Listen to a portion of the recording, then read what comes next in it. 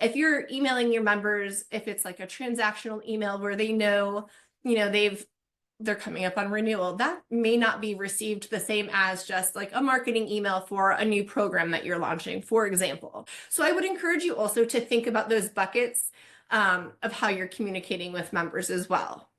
From our report, we see that the top 3 ways that members prefer to get association information were email, print mail, and text message. Then following up on that, asking how many emails they'd like to receive in a week, the top response was 1 to 2 emails. So that drives us to our next point, which I think is going to be a big one. It is this idea of too many emails.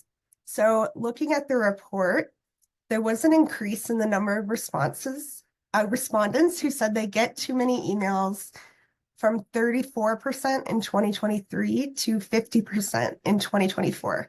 So that's a pretty significant jump. So I think it's good for us to have a conversation now on how do we combat that feeling amongst members of getting too many emails. So there's some ways that you can use the technology that you have to do that. One of those is segmenting and personalizing based on what you know about your members. We're going to touch more on personalization soon, so I'm not going to harp on this point right now. But members feeling like they have a personalized experience can help alleviate this feeling of I'm getting too much and it's not relevant to me. Another tool that we have is marketing automation. And we can target groups based on how they've interacted with us within our marketing tool.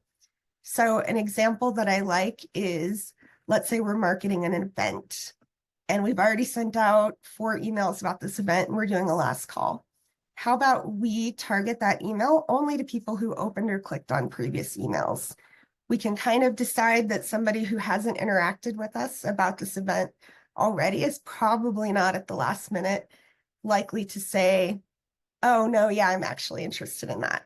So we can use what they're telling us with their behavior to decide which emails are relevant to send them. Another important way to help them have a personalized experience is giving them opportunities to opt out. So there's 2 key ways we can think about this. One of those ways is email message categories and creating a preference page for our members, letting them choose which types of emails they would like to receive from us.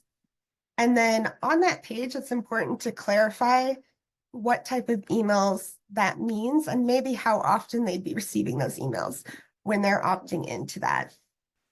Within the online community, members have the opportunity to choose their notification preferences for the communities that they're a part of, which is another way they can tell us, this is what I want to receive and combat that feeling of email overload. I know that some people are kind of afraid of giving these category opt-outs, but I would say that if your only option to opt out is a full opt-out, then you might lose some people that you had an opportunity to keep if you gave them the opportunity to tell you what their preferences are. And it's much harder to gain back those email subscribers once you've lost them from your email list. Another way that the organization I worked for has kind of helped with this when it comes to events is adding a button in the event emails that essentially says, hey, I can't come this year. When they click on that button, that means they're opting out of emails for that event, but only for this year. And next year, you can bring them right back into the email list to receive emails about that event. We didn't get a ton of people clicking that link. However, it does create goodwill with the members saying, hey, we don't want to spam you about this if you've already told us, hey, I can't come. I'm going to let Sarah elaborate on the next point. Well, yeah, I want to go back to what you were saying, Becca. I think one of the strategies that we applied at my old association was we called them mute campaigns. So from the beginning of marketing an event, because that organization was event heavy. This was also pre-COVID, but at the time they held like 60 plus events, conferences a year. So a lot. So one of the things that we would do is put in the bottom of the email from the very beginning, like not interested or can't attend. I think we adjusted the language to say can't attend because we didn't want them to think, oh, why are we emailing you if we think you may not be interested, right? So I think we just said like can't attend.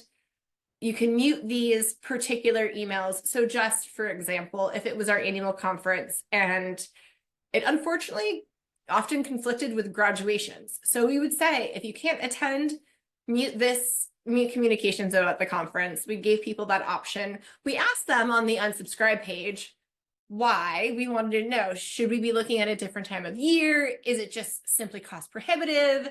Is the content not what you're interested in? So we did try to learn a little bit more. So that was one really effective way that we just reduced overall kind of unsubscribes and also just like honed in little by little on creating that much more personalized experience. The other thing that I would say is I would also think like in buckets about the emails that you're sending your members. Like I said earlier, I'm an ASAE member. I get their community digests every single day. I get their Associations Now daily newsletter every single day. But I don't really, in my mind, like I know that I actively asked for those and I get a ton of value out of them. So I don't just think of them as, oh, ASAE is reaching out to me twice every day. Plus, we're a sponsor with them, or even just on an individual basis, I volunteer with them.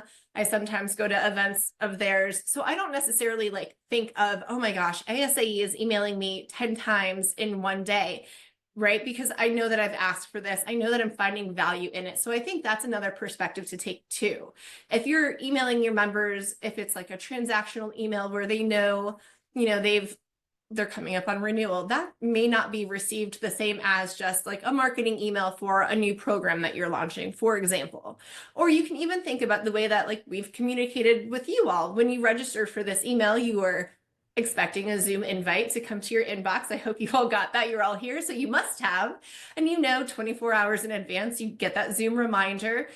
After this webinar is over, you're going to be expecting your CAE certification or your certificate credit. You're going to be expecting that recording of the webinar. You're probably not going to count those in the same bucket as the marketing email you're going to get for our upcoming webinar on the 20th or for our super conference, for example. So I would encourage you also to think about those buckets of how you're communicating with members as well. I don't know, Kelly, did you have more to add to that?